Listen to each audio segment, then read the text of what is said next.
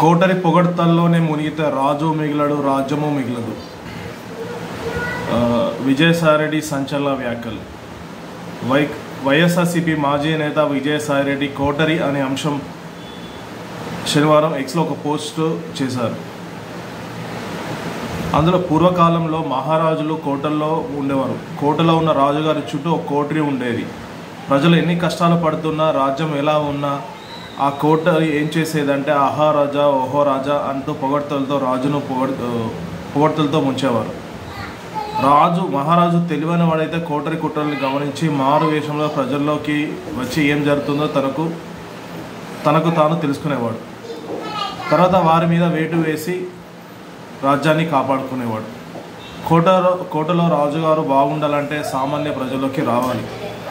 ప్రజల మనసెరిగి వారి ఆకాంక్షలు అర్థం చేసుకోవాలి.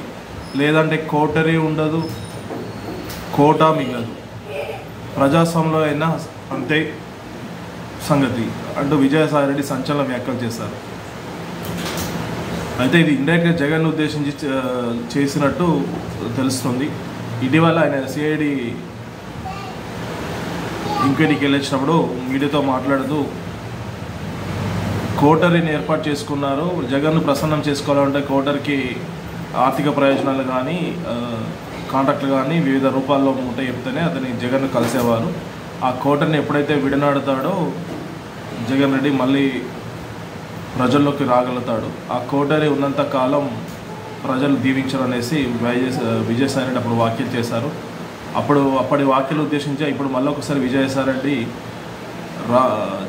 ఆ కోటరిని బద్దలు కొడితేనే రాజ్యం కోట మిగులుతుంది అనేసి చెప్పారు. కోటరిని బద్దలు కొడితేనే కోట మిగులుతుంది అనేసి ఇండైరెక్ట్గా జగన్ పైన సెటిల్ వేశారు.